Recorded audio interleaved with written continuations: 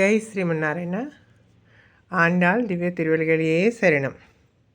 నిన్న మీకు నేను వీడియోలో చెప్పాను కదా, నేను ఊరు వెళ్తున్నాను, అవుట్ ఆఫ్ స్టేషన్ వెళ్తాను, నైట్ లేట్ అయిపోతుందని.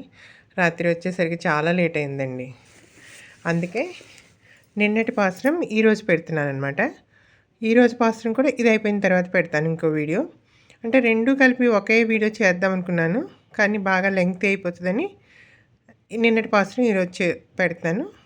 ఇది అయిపోయాక మళ్ళీ ఈరోజు పాత్రం కూడా పెడతాను. అందరూ చూసి నా ఛానల్ సబ్స్క్రైబ్ చేసుకొని లైక్స్ చేయండి. జై శ్రీమన్నారాయణ. ఆండాళ్ దివ్య తిరువెలగలియే శరణం. మనం అనుకున్నాం కదా, మొన్నటి రోజున నీలాదేవిని మేల్కొల్పారు కదా, 2 రోజులు తర్వాత నీలాకృష్ణుని మేల్కొల్పారు. నీలాదేవిని అడిగారు కదా, అద్దము విసనకర్ర ఇచ్చి నీ వల్లభనితో కలిసి మమ్మ స్నానం ఆడించమమ్మ ఓ నీలాదేవి అని అడిగారు కదా. అమ్మ కరుణించిందనమాట. అదిగోండి ఇక్కడికి వచ్చేసింది. అంటే నీలాదేవి కూడా వచ్చి మన ఆండాళ్ళ తల్లి గోష్ఠిలో కలిసిపోయి అప్పుడు అందరూ కలిసి స్వామిని ప్రార్థిస్తున్నారు అనమాట. అంటే ఈరోజు కన్నయ్యని ఒక్కడినే మేలుకొల్పుతున్నారు. అంటే మన అమ్మ కూడా, నీళ్ళమ్మ కూడా వచ్చి మన ఆండాళ్ళ తల్లి గోష్ఠిలో కలిసిపోయింది. అంటే భక్తుల కోరికని మన్నించి గోష్ఠిలో చేరిందనమాట అమ్మ కూడా వచ్చి.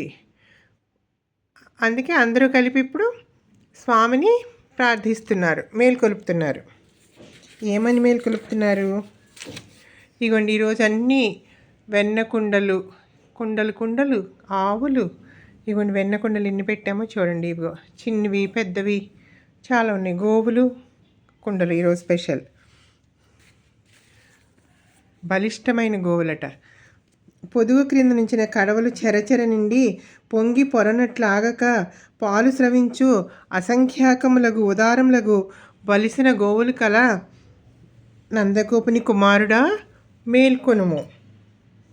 ప్రమాణ దార్ఢ్యం కల బ్రహ్మస్వరూప ఆశ్రిత రక్షణ ప్రతిజ్ఞాధార్యం కల మహామహిమ సంపన్న ఈ లోకంలో ఆవిర్భవించిన జ్యోతిస్వరూప నిద్ర నుండి లెమ్ము. శత్రువులను నీ పరాక్రమణకు లొంగి నీ వాకిటికి వచ్చి నీ దాసులై నీ పాదారవిందంలో ఆశ్రయించినట్లు మేము కూడా నిన్ను వీడి ఉండలేక నీ పాదములనే స్తుతించి మంగళాశాసనం చేయటికై వచ్చిన అందుకే పాదములనే స్తుతిస్తామన్నారు కదా. అందుకే అక్కడ స్వామి పాదుకలను కూడా అక్కడ పెట్టుకున్నమాట. అక్కడికన్నా ఇక్కడ బాగుంటుంది అనుకుంటా, మంచం మీద కన్నా. ఓకే ఇక్కడ ప్లేస్ లేదని అక్కడ పెట్టాం. అయిగోండి పాదుకలు కూడా మంగళం శాసనం చేయడానికి వచ్చాము అని చెప్తున్నారు. అంటే ఇవ్వండి కుండలు పాలు ఇవన్నీ పొదుగు క్రింద పెట్టిన కుండలు పైకి పొంగిపడినట్లు నిండుగా పాలు అవిచ్ఛిన్నంగా స్రవించు ఉదాహరణకు పెద్ద ఆవులు సమృద్ధిగా కలిగిన నందగోపుని కుమారుడా మేలుకొమ్ము. అంటే కుండలు ఇలా పెట్టగానే పాలు తీయకుండానే వాటిలంతటికీ అవి పాలు ధారల కింద కారిపోయి చర్చర్మని కుండలన్నీ కూడా నిండిపోతున్నాయట. ఒక కుండ తీసి ఇంకో కుండ పెట్టడానికి గోపాలుడికి ఆ భుజాలు నొప్పి చేస్తున్నాయట.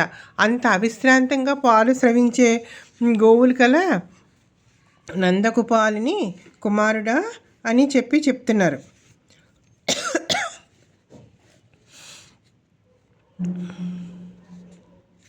మళ్ళీ ఇంకా ఆక్షేపిస్తున్నారు కన్నయ్యని. ఏమని?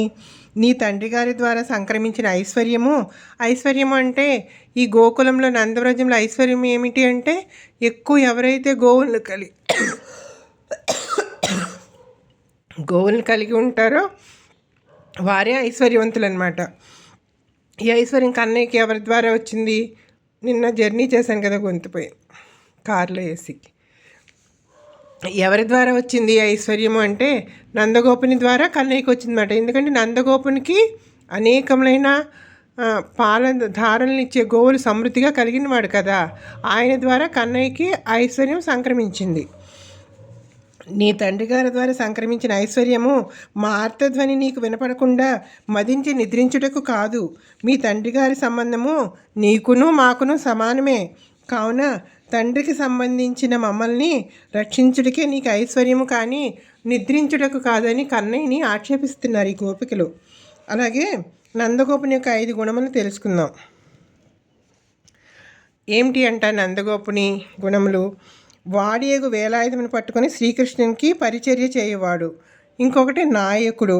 3 వస్త్రమును జలమును అన్నమును ఉదారంగా ధర్మం చేయి వదాన్యుడు. మదగజము కలిగి ఎదిరింపచాలి పోరును వెనతీని భుజబలము కలవాడు. అలాగే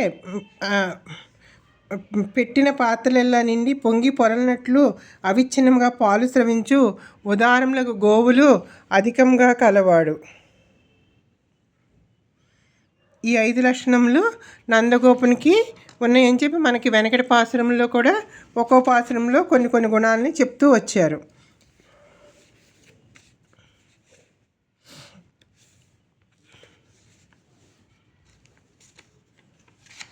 ఈరోజంతా గోవుల్ని చూపిస్తున్నాను అనమాట.